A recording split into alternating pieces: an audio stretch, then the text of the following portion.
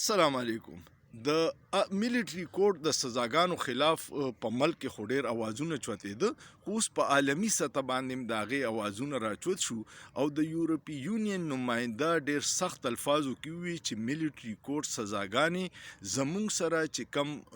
د جی اس ټي پلس کنونشن ساین شوی دی په هغې کې دا نشته او موږ به په جنوري کې چې ریویو دی په هغې کې سوچ کوو چې آیا ستاسو جی اس ټي پلس ختم کوو که نه نظرثاني پې وکړو. اوس جی اس ټي پلس څه شی دی؟ جی اس ټي پلس یو خصوصي مراعاتي پیکیج دی کم چې پاکستان ته ملاو و.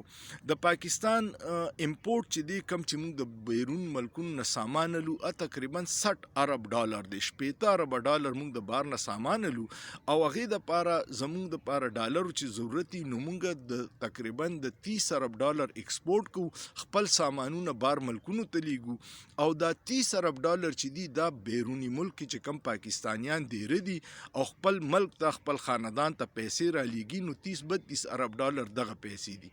اوس زموږ د ایکسپورټ کې 30 ارب ډالر چې دي په دې کې 60% 60% چې دی صرف ټیکسټایل دی، د کپړې مصنوعات دي، تولیه ده، ګارمنټس دي، انسټیچ کپړه ده، ریډي میډ ګارمنټس دي، دا موږ لیږو. یورپي یونین د تاسو ته پته ده چې د یورپ د 30-32 ملکونو یو تنظیم دی او دوی بیا دا چل کړی دی چې کم غریب ملکونه دي یا انډر ډیولپ کنټریز دي، ترقي پذیر ملکونه چې ورته وي هغوی له یو خصوصي سټیټس ورکړی او سټیټس کې دا دی چې د پاکستان نه مال ایکسپورټ زی او یا د برطانیې نه یورپ ته ځي نو د برطانیې په هغې باندې ټیکسونه دي، ټیرف دی او د پاکستان نه چې ځي دا غریب ملکونه دي په دې باندې معاف کړی دی نو دغې ته جی اس ټي پلس سټیټس وي. نو هلته کې چې کم کمنیانې دي د یورپ هغه به وایي چې بهی د انګلینډ نه زه راغواړم ټیکس دی پې او پاکستان نه راغواړم راته ټیکس نه فری میلاویږي ارزان دی نو هغوی بیا دلته نه راغواړي. دغه جی اس ټي پلس سټیټس دی چې دا هر 3-4 کاله پس د دې ریویو کیږي او ګوري چې دوی کې دوی په خپل معاهده باندې کامیاب دي نو برقرار وساتي. اوس مونږ پاکستان چې دی ته د دنیا نه الګ تلګ نشي اوسېدی. پاکستان د دنیا کې د 26-27 کنونشن باندې د معاهدو باندې دستخط کړي او په هغې کې ډېر شیزونه دي، هغې کې دا شرایط دي چې زه به د انساني حقوق خلاف ورزي نه کوم، زه به د اقلیتونو سره صحیح رویه ساتم، زما په ملک کې به میلیټري کوډس نه وي، د سیویلین به په میلیټري ټرایل کې نه پانسي به زه نه ورکوم. دا ټول ډېر ښې پوینټونه دي. نو اوس هغوی وایي چې بهی میلیټري کوډس خو زموږ د سره په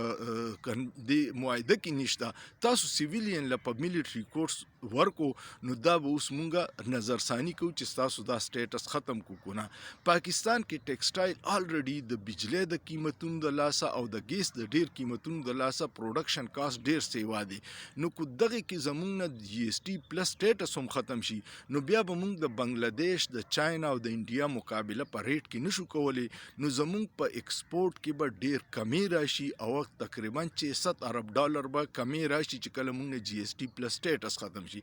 موږ د یو ارب ډالر دپاره د دغه نه سوال مینت کوو آی ایم ایف نه او خپل چې را سره یو سهولت دی چې یورپي یونین را کړی دی زموږ د بېوقوفتوب د ضد ونا د لاسه ختمیږي نو دا به ډېره بدقسمتي. نو جی اس ټي پلس سټیټس زه وایم چې امید مې دی چې تاسو به اوس پوه شوي چې که چېرې دا موږ نه ختم شي نو موږ ته به څومره نقصان وشي او دا به د څه د وجې ختمیږي چې موږ د سیویلین په میلیټري کوډ کې ټرایل وکړو او هغوی له مو غټې سزاګانې ورکړې چې دا د دنیا په یو آئین قانون کې نشته نو د دې بیا نتیجې ډېرې خرابې راځي. ویډیو کو مو خوښه شوه کمنټ وکړئ، لایک یې کړئ، شیر یې کړئ او سوچ پې وکړئ، په سوچ کې څه ګناه نشته.